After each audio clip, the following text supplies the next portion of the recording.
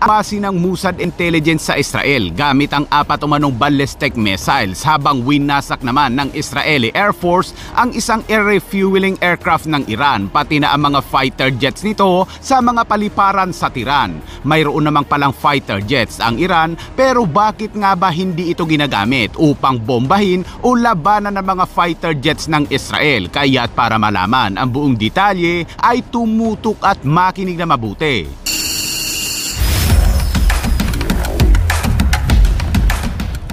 Sa patuloy na labanan sa pagitan ng Iran kontra Israel, sa galit ng Iran sa mga Israeli Mossad dahil sa pagsira ng mga ito sa mga air defense system ng Iran, abay gumanti naman ang Iran at tinarget naman ito ang base ng Mossad Intelligence sa Israel.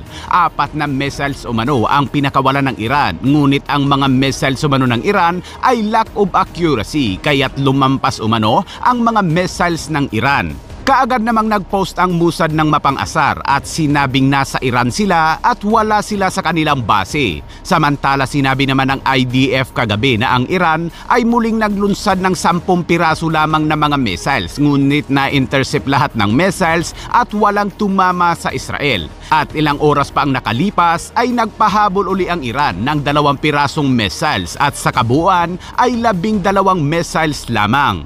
Habang ang Israeli Air Force naman ay patuloy pa rin ang operasyon sa Iran, kung saan binomba pa rin ito ang mga military base ng Iran Islamic Revolutionary Guard Corps sa iba't ibang bahagi ng Iran. Kabilang umano sa mga winasak ng Israel ay ang mga surface-to-surface missiles at surface-to-air missiles ng Iran.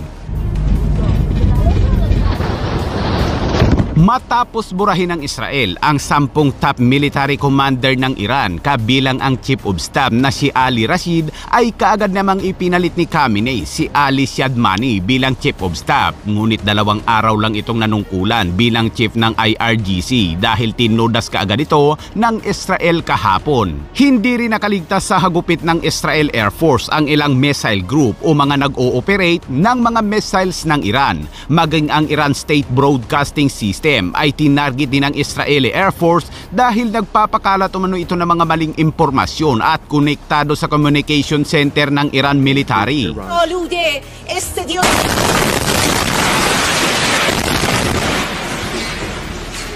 Sa isang interview, sinabi naman ng Pangulo ng Israel na si Isaac Herzog na mananalo umano ang Israel sa labanan kontra Iran at tiwala siya sa kakayahan ng Israel Defense Forces. Think how much pain and agony this nation has gone through, and all we want to is to do good in the world, and we shall continue and we shall overcome. We have no other choice, and we're a very strong nation.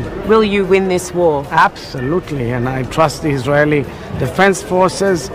And by the way, there are many allies around the world who understand us fully, and I think it's about time that the world that cares and the world that leads the world, meaning the G7 countries and their allies, understand this cannot go on anymore.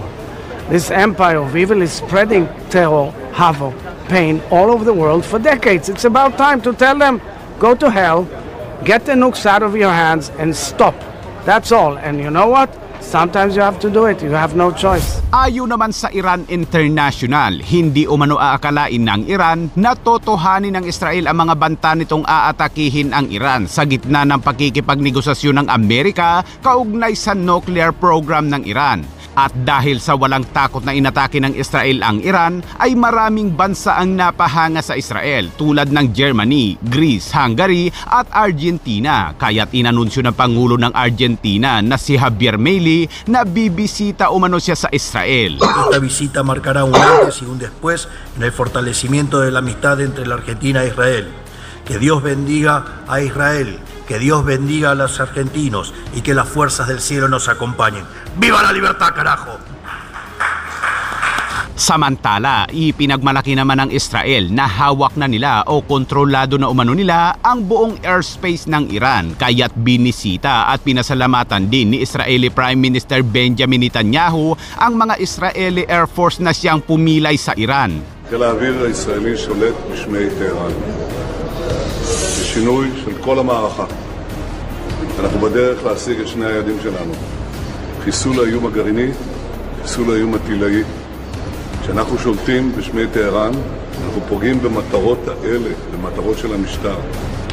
בניגוד למשטר הנפשע, אנחנו בדרך להשיג ניצחון, והדבר הזה נרכש בזכות הטייסים הגיבורים שלנו, צוותי הקרקע הנפלאים שלנו. הם עושים עבודה מדהימה. אני מצדיע לכם. כל אזרחי ישראל מצדיעים לכם, ואני רוצה להגיד לכם, רבים בעולם מצדיעים לכם ומתפעלים מכם. זה חלק יסודי מהתקווה לניצחון שאנחנו נשיג אותו. אז תודה לכם, ובעזרת השם נעשה ונצליח ותמשיכו עד הניצחון.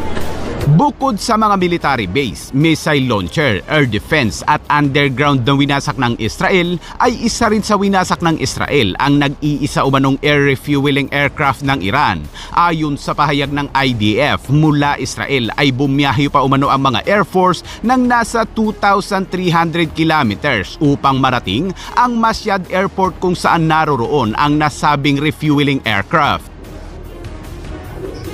Tanaw ang makapal na usok sa Mashhad Airport mula sa nasabing refueling aircraft ng Iran na tinamaan.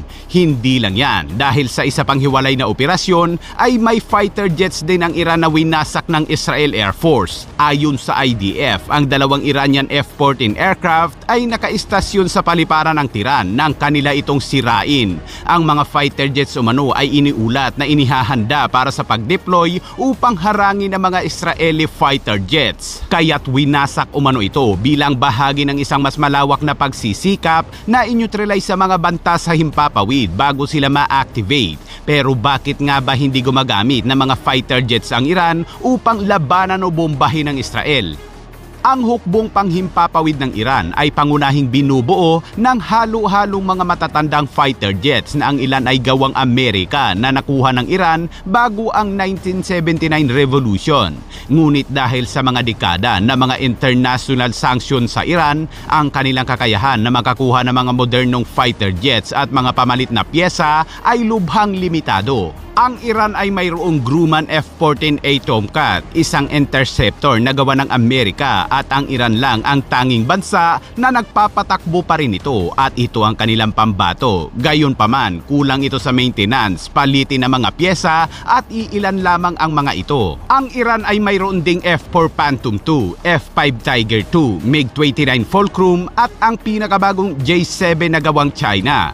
Lahat ay mga kakarag-karag na maliban sa J-7. Ngunit light lang ito at hindi ito akma sa mga dogfighting. Maaaring makakuha ng modernong fighter jets ang Iran mula sa Russia, ngunit pinili ng Iran na mag-focus sa pagdevelop at pagpaparami ng mga ballistic at cruise missiles. Maling diskarte. Pati na sana ang nuclear weapons, ngunit ang nuclear program ng Iran ay ito ngayon ang pinagmula ng kanilang labanan. Sakaling magkaroon man ng mga fighter jets ngayon ang Iran, ay posibleng mahihirapan pa rin ito dahil sa naiibang mga fighter jets ng Israel. Fully modified kasi ang mga fighter jets ng Israel at sadyang